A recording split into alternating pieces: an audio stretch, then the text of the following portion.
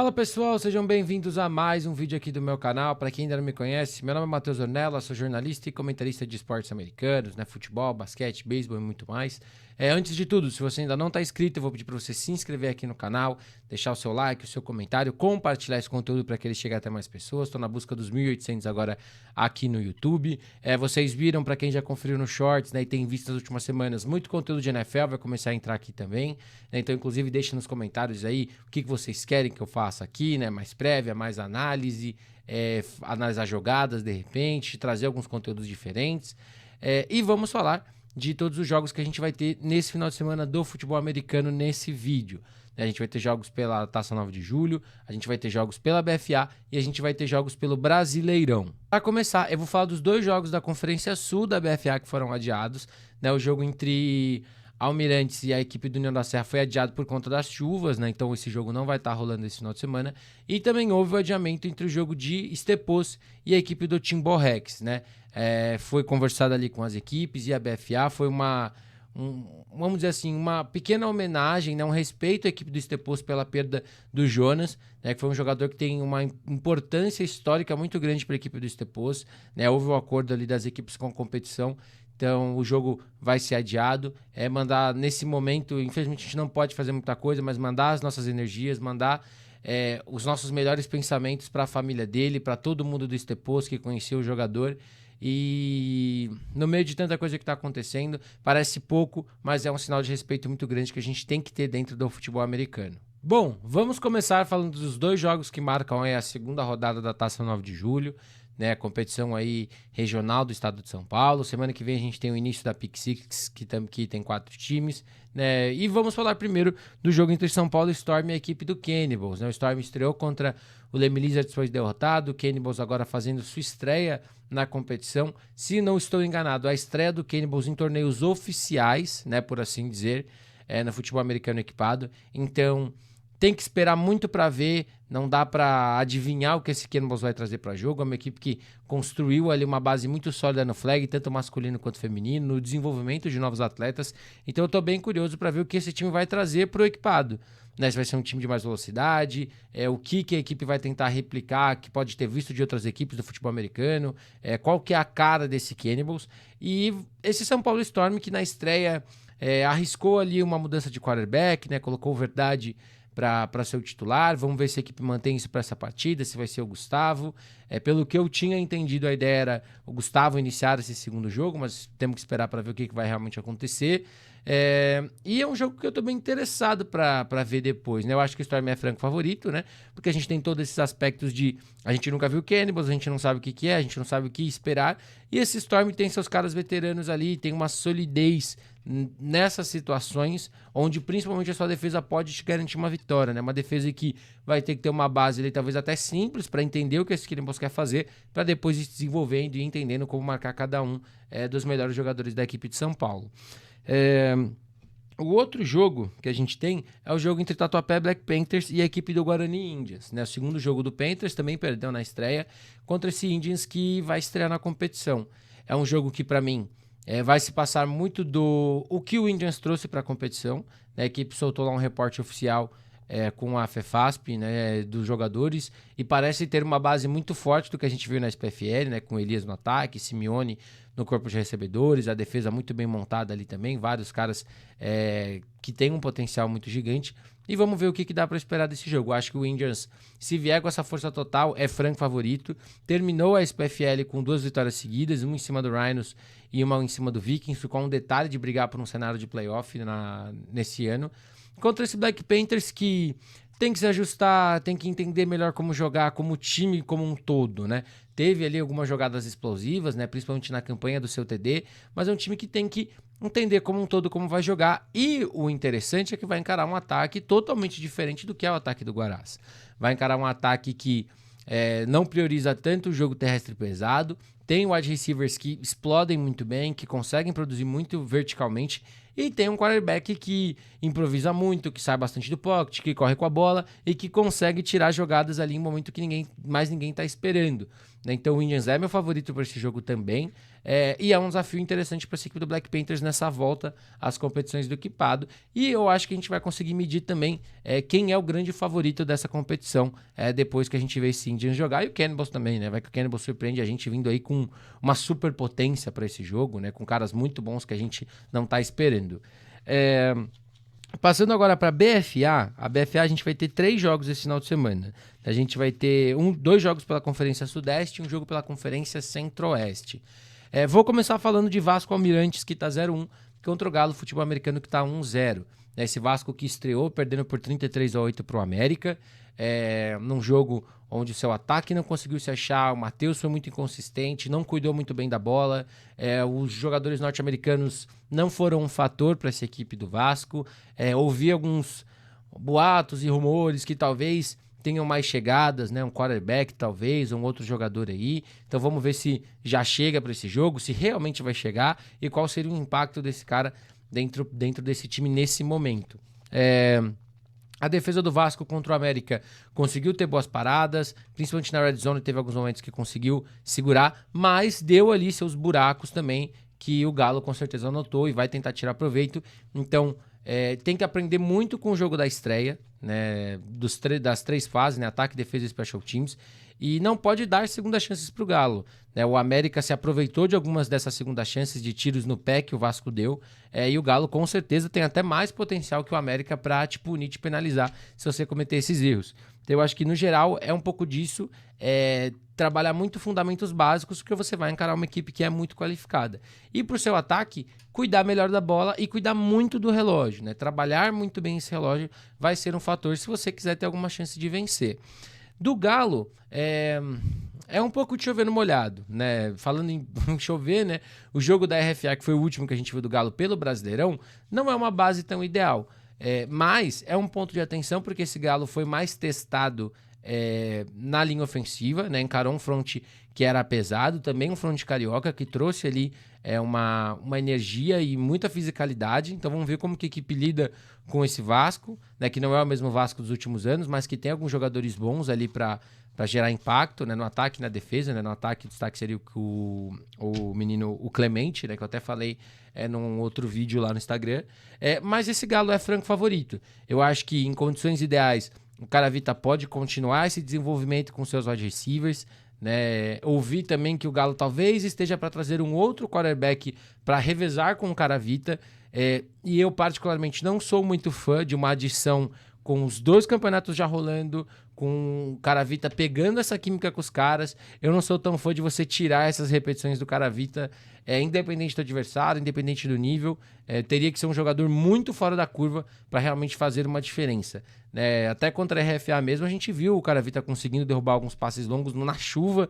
Né? Então é uma situação bem interessante e ao mesmo tempo que pode complicar o Galo. Né? Às vezes você ficar com o elenco inchado demais pode ser um problema. Mas é franco favorito, tem um corpo de running backs muito bons, né? Com o Marquinhos e o Ariel, que estão fazendo ali uma dupla espetacular. Né? Discutivelmente ali uma das melhores duplas de running backs que a gente tem no Brasil agora.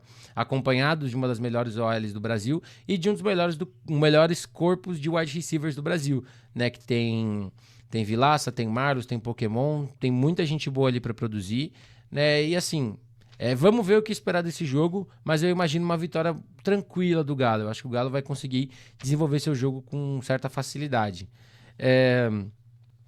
Passando agora para Cruzeiro e América, né? Outro jogo da Conferência Sudeste, jogo que eu tô bem curioso, né? Muita gente tem falado desse jogo, se o América já está no ponto de vencer o Cruzeiro, se o Cruzeiro vai conseguir aí sua segunda vitória, né? O Cruzeiro que venceu na estreia o Tubarão de Cerrado e perdeu para o Galo no segundo jogo, o América que venceu bem o Vasco e jogou bem mal contra o Tubarão de Cerrado. Então, é um jogo muito interessante, né? Esse jogo vai rolar amanhã, sábado, né? Amanhã, tô gravando na sexta-feira cedinho. Então, é um jogo que eu tô bem curioso. Assim como eu falei do Galo, o entrosamento do Javar com seus wide receivers é um grande fator. Né? Ele tem bons e maus momentos. Né? Algumas bolas que ele arrisca, que talvez ele ainda não tenha a velocidade dos caras no pensamento, vamos dizer assim, né? De realmente ter essas repetições de entender onde o cara vai estar quando ele quer soltar aquela bola e tudo mais. Então é muito importante que o entrosamento dele esteja melhor para esse ataque ter sucesso. É um ataque que vai ter que correr com a bola também. Tem um cara muito bom ali no backfield que é o Fadini, então tem que conseguir usar isso melhor. A defesa vai encarar uma América que jogou mal no último jogo, mas que tem ótimos recebedores para conseguir criar espaço, né, em passes curtos, médios e longos. Tem um bom backfield ali com o Paranhos. Vai encarar uma linha ofensiva que até agora tem jogado em alto nível nos 4 quartos. Então, fisicamente, é uma OL que se mantém. Então, é um desafio muito interessante para esse front que sofreu no jogo terrestre contra o Tubarão Encerrado. Então, vamos ver quem vai se sair melhor nesse aspecto. E os special teams, para mim, podem ser um fator, né? Eu acho que as duas equipes ali têm momentos bons e ruins, né, nessa unidade, que podem ser um diferencial ali na hora de vencer essa partida. Olhando para o América, eu acho que o América é favorito, né? Eu acho que vai encarar um ataque que o Cruzeiro individualmente pode ter jogadores que vão finalizar melhor do que nos últimos 2 jogos que a equipe enfrentou, né? Mas é um time que ainda está em construção, principalmente no seu ataque. Então essa defesa do América que conseguiu forçar paradas na hora que mais precisou contra o Tubarão Encerrado, mas teve faltas, teve algumas situações ali que se complicou, né? O ataque não finalizando quando chegou na red zone, né? Foram 3 idas à goal line e só um touchdown. Então, é um jogo que eu acho que o América é favorito, mas diferente do Tubarão Encerrado, se o América cometer os mesmos erros que cometeu no último jogo, eu acho que o Cruzeiro pode sair com essa vitória. Então, eu acho que é um jogo interessante, é um clássico mineiro. Estou muito ansioso para ver. Para mim, o América é favorito, mas se apresentar o que a gente viu contra o Tubarões, o Cruzeiro pode sim sair com essa vitória.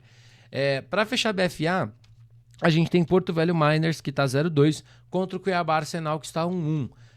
Um jogo muito interessante, eu acho que a gente tem um favorito aí bem sólido, né, que é a equipe do Cuiabá Arsenal. O Arsenal que venceu contra o Rondonópolis Hawks, num jogo muito bom da sua defesa, forçando 5 interceptações, conseguindo uma pick six.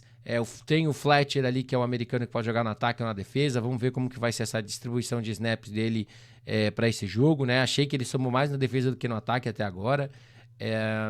E assim, para a equipe do Miners, é o que eu falei depois do jogo do Hornets. É uma equipe que tem que aprender com esses jogos, né? Vai jogar sem ser favorito, né? Eu acho que o Hornets, o Miners, ele não vai ser favorito em nenhum dos jogos que ele fizer esse ano dentro dessa BFA.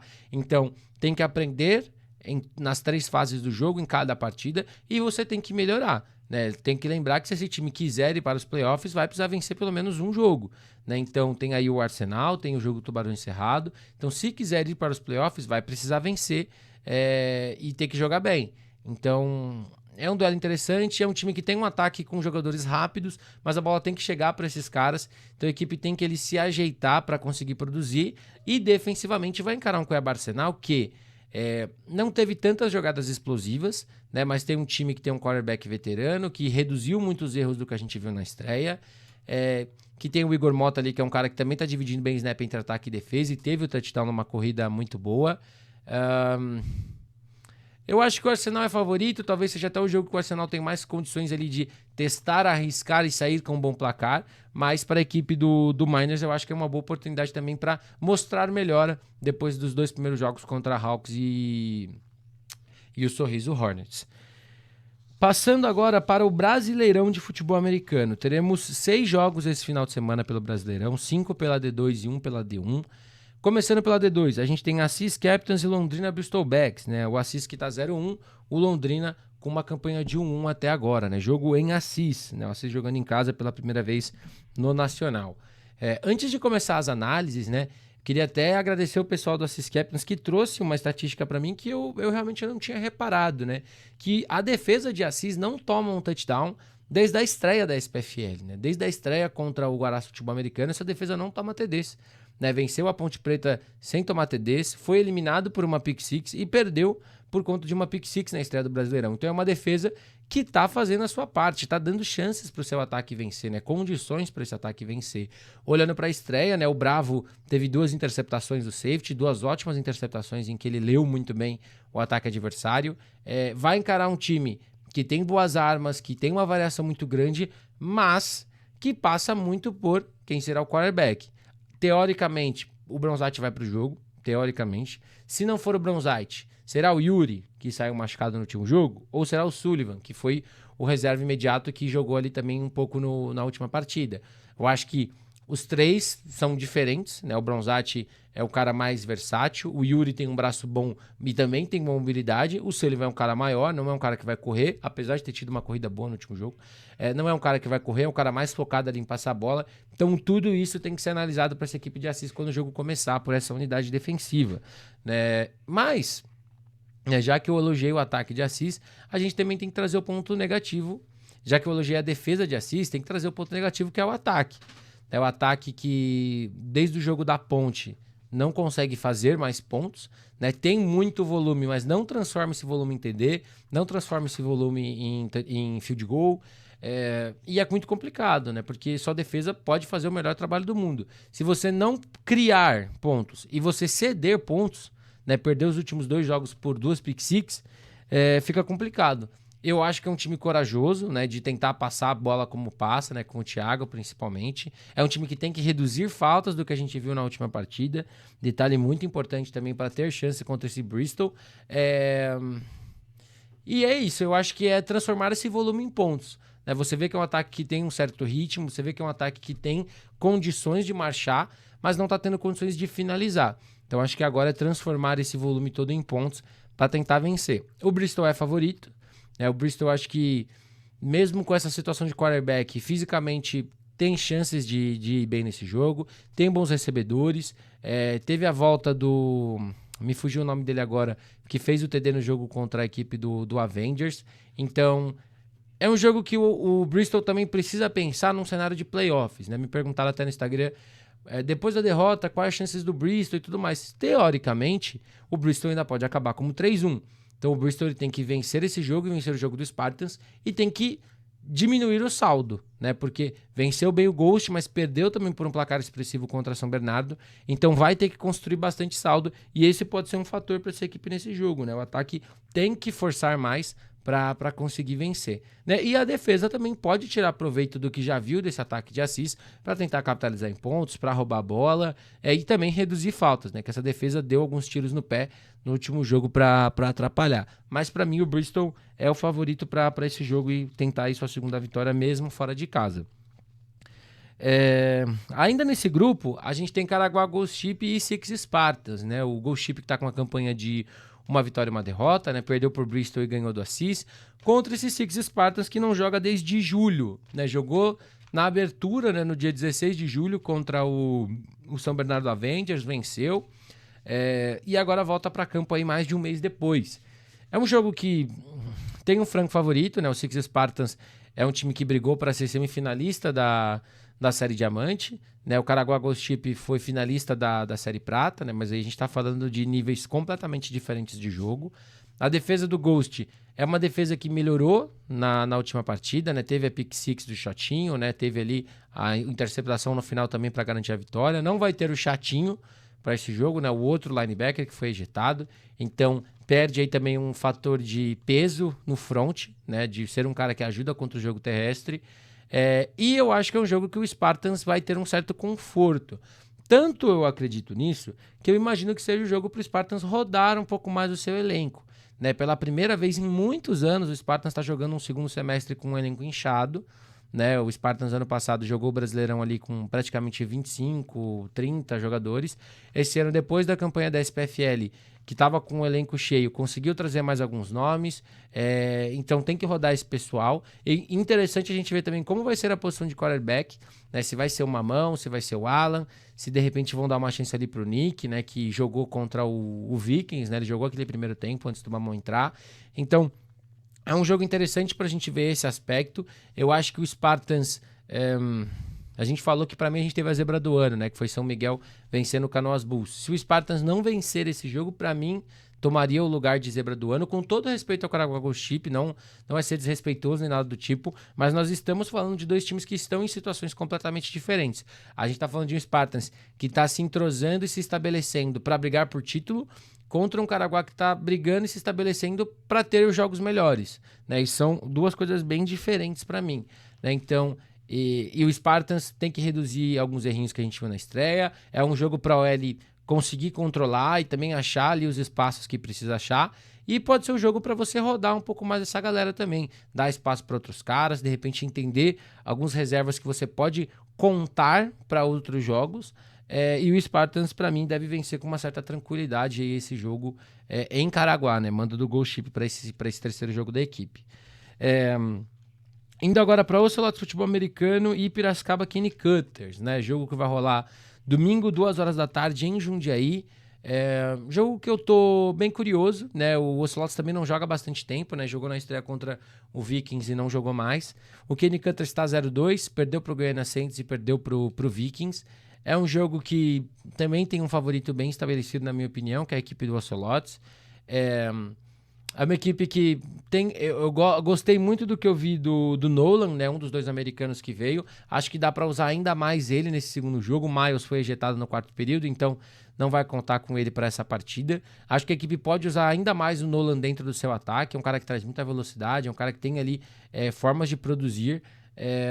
O ataque é aquele eterno equilíbrio de vamos passar a bola, vamos correr com o Derão, vamos tentar fazer coisas diferentes, mas eu acho que o fator físico pode ser o grande diferencial para esse jogo, né? A equipe do Kenny Cutters fisicamente talvez não consiga parar o Ocelots, né, no ataque, então o Ocelots pode construir bem em cima disso, e na defesa, né, o Ocelots pegou o Vikings e conseguiu controlar muito bem, conseguiu evitar grandes ganhos. Um destaque ali pro Luan, né, que teve a interceptação, apareceu bem durante o jogo.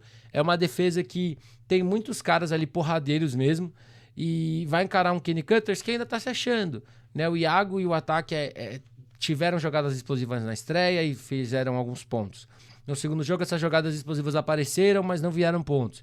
Então esse ataque precisa talvez ter menos explosão e mais ritmo, né? E a defesa do Ocelots é uma defesa boa para evitar isso, né? Uma defesa que consegue roubar a bola, uma defesa que lê bem o jogo em alguns momentos.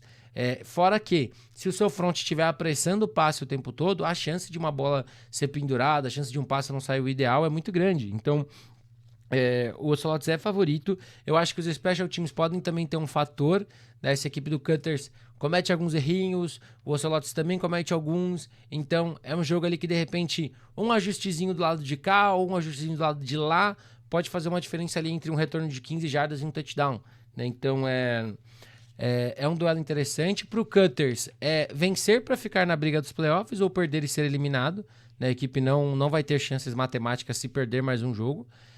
Ficaria 0-3. E pro Ocelots vencer para se manter na briga para ser o líder do grupo, né? Esse grupo que tem Vipers ainda, que é um jogo que a equipe vai ter que fazer, ainda tem o Goiânia Saints. Então, vai ter que vencer esse jogo se quiser manter-se na briga pela liderança do grupo e garantir a classificação sem ter que fazer nenhuma conta. Indo agora pro outro jogo desse grupo, né? A gente tem Sorocaba Vipers e Vikings Futebol Americano. Jogo que também vai ser lá em Jundiaí, mas vai ser às 10 da manhã.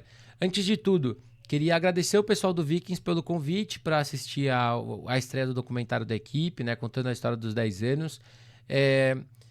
Não vai ser lançado para a galera acompanhar, né, não vai sair no YouTube nem nada, porque o Michel, que é o diretor do filme, né, tá conversando ali com várias pessoas para que esse filme rode festivais, que ele possa ter oportunidades aí de concorrer a prêmios como longa-metragem e tudo mais. Então, foi um sentimento ainda mais especial poder ser convidado sabendo que esse filme não vai ficar disponível aí para você ver a qualquer momento. Sobre o filme e tudo mais, falei um pouquinho lá no Instagram. É uma história muito legal. Espero que saia logo também para que a galera possa conferir e a gente possa discutir um pouco mais as ideias sobre esse filme. Vamos falar do jogo, né? Vamos falar do jogo.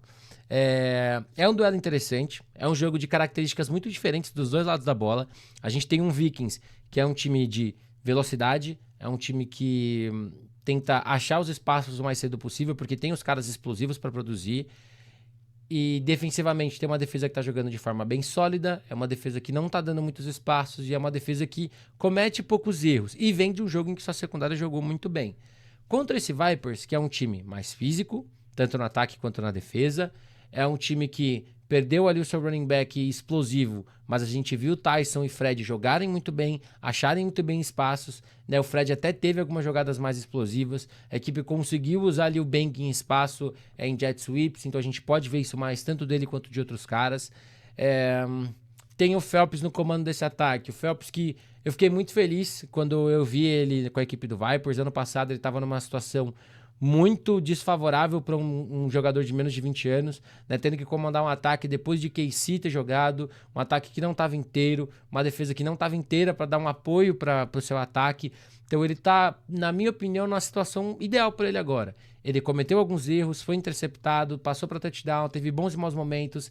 Então eu acho que ele está ali numa situação boa para ele, como um todo, melhorar. Eu acho que ele, como um todo, ele pode jogar melhor e é um menino que eu torço para que consiga performar com qualidade, né?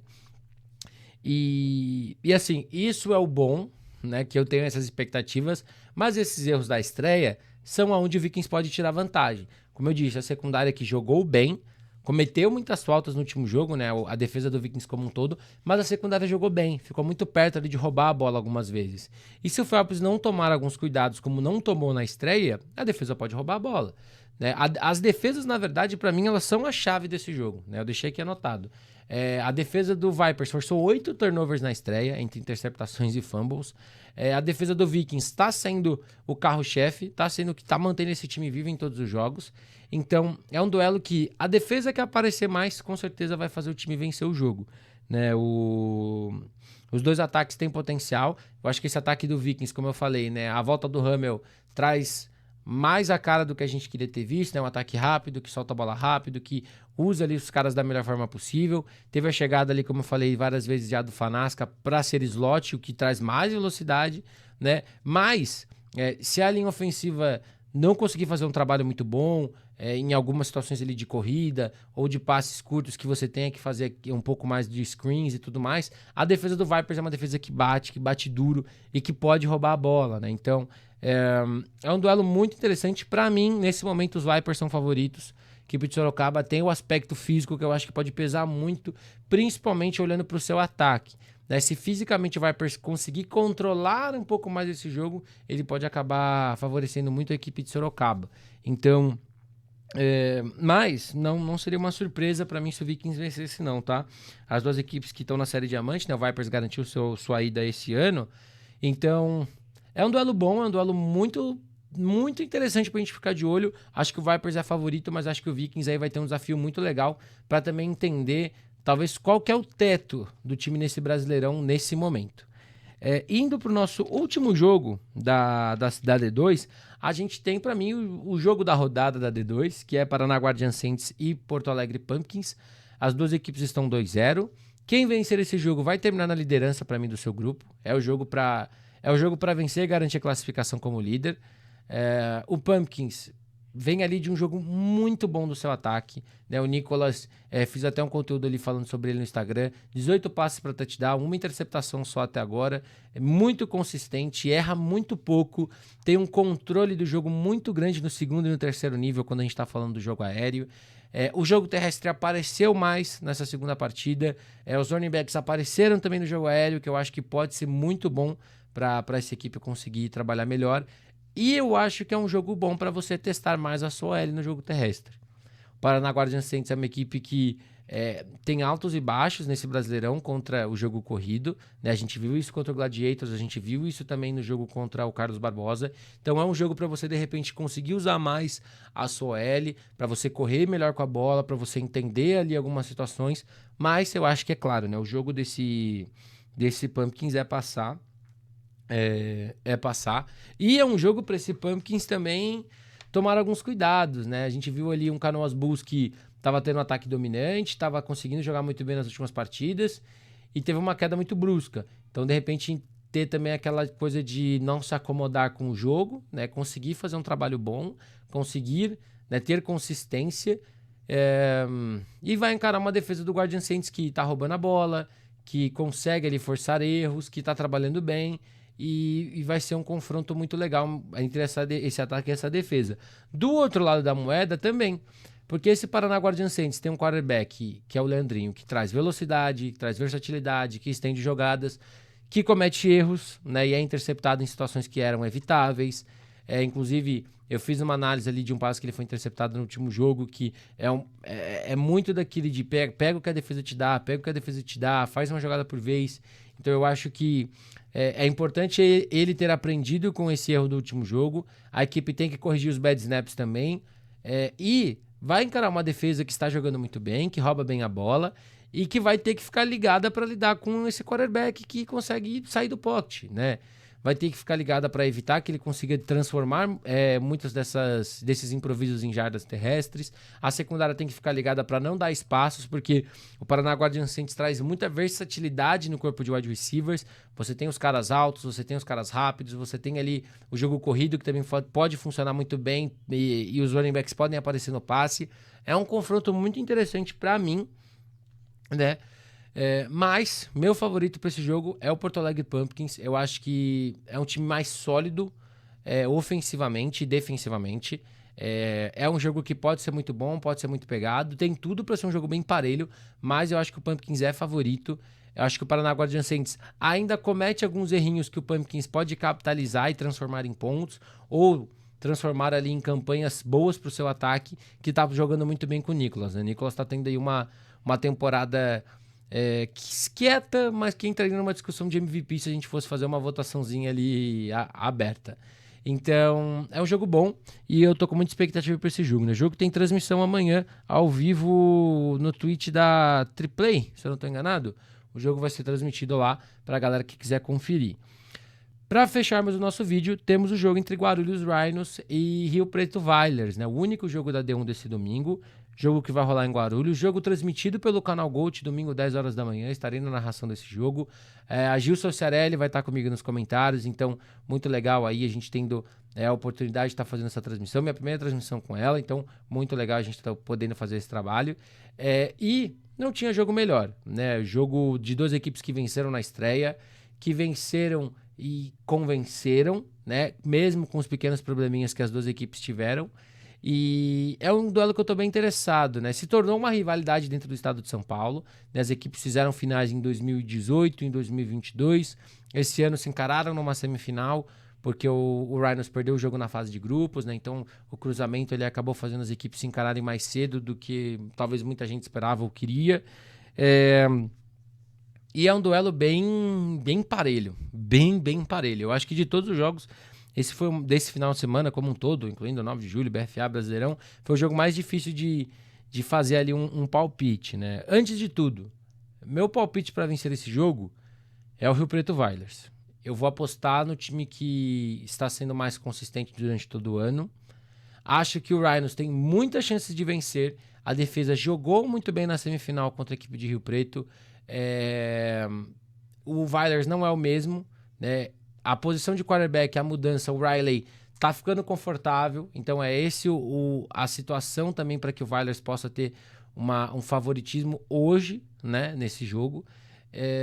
Mas o Rhinos fez um jogo muito bom defensivamente, tem a chegada de toda a galera do Academy para esse time principal, tanto no ataque quanto na defesa, mas não dá para esquecer que o ataque do Rhinos nessa semifinal jogou muito mal contra Rio Preto, né? Então a defesa do Wilders, que vai ter que se ajustar muito durante todo o jogo, vai ter que também entender o que esse ataque do Rhinos está fazendo para conseguir vencer mais uma vez, né? O Jonas, que é quem comanda essa defesa, vem fazendo esse trabalho de ajustes muito bem durante todos os jogos. O ataque do Rhinos teve um primeiro tempo explosivo contra o Gama e no segundo teve ali alguns engasgos, sofreu alguns turnovers, no final conseguiu pontuar, mas a própria equipe do Gama falou que a gente foi entendendo, foi se ajustando, então isso é muito importante para que a equipe do Wilders consiga se estabelecer. E para o Rhinos é também entender o que a gente fez, talvez, para durante o jogo as equipes entenderem melhor como marcar a gente e como a gente pode mudar isso. O que a gente pode trazer de diferente, como que a gente pode maquiar um pouco o que o nosso ataque quer fazer. E a defesa do Rhinos vai ter um jogo muito interessante. E eu acho que é o que pesa também na hora da gente olhar para esse duelo. O Riley e o Thales jogaram muito bem na última partida, mas tivemos muitos drops da equipe de Rio Preto, né? A linha ofensiva perdeu alguns caras, chegaram outros caras, então ainda tá se ajustando. O Vini teve um jogo muito bom na abertura, né? O running back, que agora tá sendo titular. Foram quase 150 jardas terrestres para ele, se eu não tô enganado. Talvez eu esteja jogando um pouco para cima, mas foram mais de 100 jardas. Mas vai ser um duelo muito interessante. mais uma vez, olhando para a semifinal, na semifinal a equipe do Rhinos roubou a bola, a defesa conseguiu segurar muito bem ali no jogo terrestre, impedindo muitas jogadas explosivas, sofreu em alguns momentos com as jogadas em profundidade, que é uma característica desse Rio Preto Wilders. Então, é um jogo de ajuste, é um jogo de se ajeitar, e é o jogo, para mim, que o Riley vai ser testado de vez. Né? Eu achava que esse teste já poderia ser o Dragons, mas o Dragons estava muito diferente, e ele conseguiu conectar muitas bolas ali que os receivers não conseguiram pegar, mas é um ataque que tem Mendes, é um ataque que tem Thales, é um ataque que tem ali o Minitron, que também tá voltando e tá ali pegando ritmo com esse ataque. É um duelo que eu tô muito curioso, tô muito ansioso, tô muito feliz que eu vou estar nesse jogo também para poder ver ao vivo e ter já algumas percepções ali na hora que o jogo estiver rolando, porque é muito importante para mim estar no jogo para conseguir identificar algumas coisinhas que eu quero e que eu gosto de identificar. Mas meu favorito é o Rio Preto Wilders, por tudo que a gente viu até agora esse ano. Se o Rhinos vencer, vai ser uma surpresa? Não.